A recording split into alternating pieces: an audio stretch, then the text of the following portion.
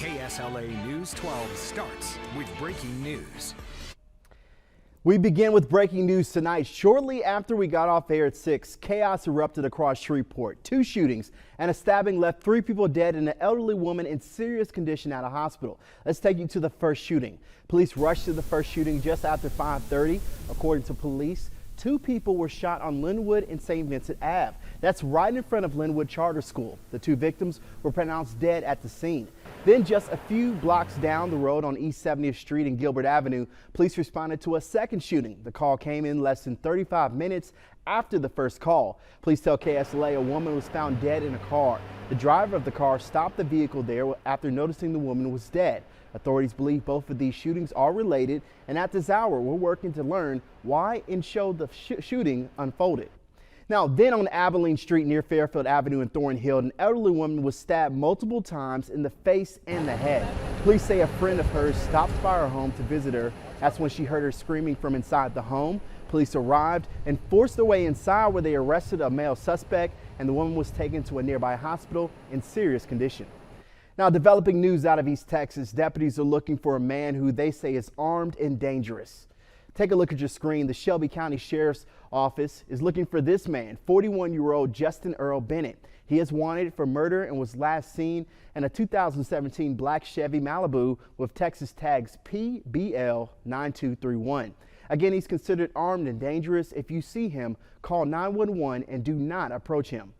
Police have identified 26-year-old Javoria Sherman as the man killed this morning at a shooting. It happened outside the King Liquor Store in the MLK neighborhood. Police tell us Sherman got into an argument with another man. That's when the man pulled out a gun and began shooting. He left the scene in an unidentified SUV. Sherman was taken to Oshner LSU, where he later died. Authorities are putting a $2,000 reward for any information leading to an arrest.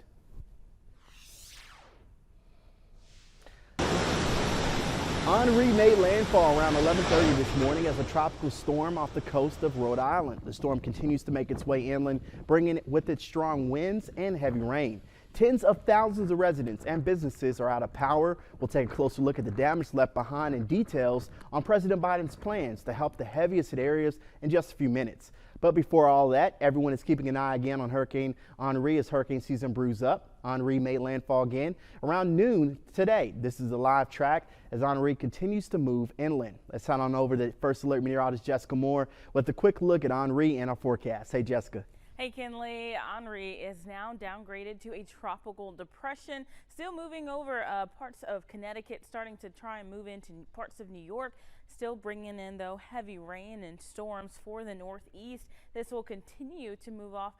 First, kind of take a track to the west and then curve back out early in this work week into the Atlantic. But for now, still keeping an eye on what is now tropical depression Henri. For your forecasts here, a little bit more local for the Arklatex. We're looking at another heat advisory that did get extended until Monday.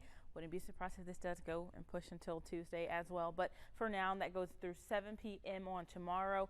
105 through 109, 110. Feels like temperatures are possible for tomorrow. Current temperatures sitting at 84 in Shreveport, 76 in Marshall, 85 in Texarkana. As you head out the door tomorrow, though, temperatures will be anywhere from the low to mid and upper 70s for your forecast as you're heading out the door. Monday, we'll take a look at the heat and the tropics coming up.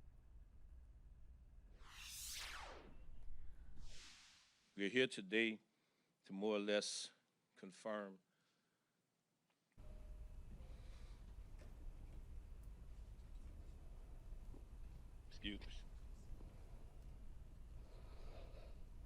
the loss of one of our own. Difficult day. Very, very difficult. New details on the slaying of veteran New Orleans police officer Everett Briscoe. The 13-year veteran leaves behind a wife and children. Tonight, the city of New Orleans is mourning slain officer Everett Briscoe. Houston police say he was off duty with a group dining at a restaurant when 2 hooded gunmen approached in an apparent robbery. Witnesses told Houston police the group complied, but one of the gunmen started shooting.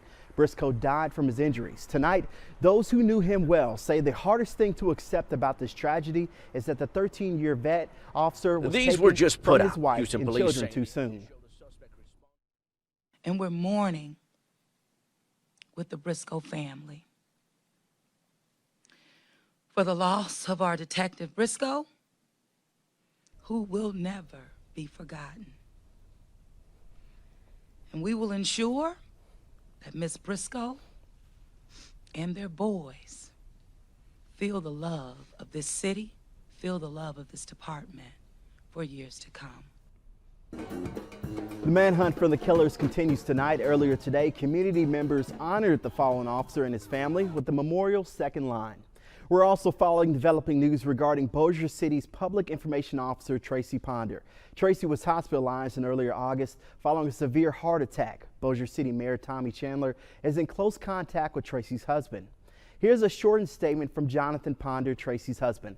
She is resting comfortably on a ventilator and trying to wean off sedation. My faith has not staggered thanks to the Lord, family, friends, a neurosurgeon friend in New York, and the outpouring of support from strangers and the nursing staff at both places. Thank y'all. Another drawing is coming to the Powerball lineup. KSLA News 12's Destiny Patterson explains how this adds to already successful year for the lottery.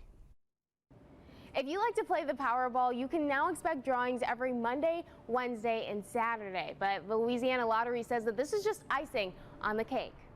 That's because 2021 was the best fiscal year in its nearly 30-year history, making nearly $625 million in revenue. The lottery spokesperson says scratch-offs were a top seller. We were able to take more of our operational funds and funnel them into prizes. And as you can imagine, the more people win, the more they want to play. So that was definitely one big reason why, is because the prize payouts were so much better on our scratch-offs and continue to be. Another big reason why we feel that, scratch-offs became so popular is during the pandemic, there weren't as many gaming options available to people. Those were limited because of COVID-19 restrictions. And so I think that we had new players who decided to try us for the first time. More than $207 million was sent to the state treasury for K-12 public education. If you need gambling resources, you can head to our website at KSLA.com. Destiny Patterson reporting, KSLA News 12.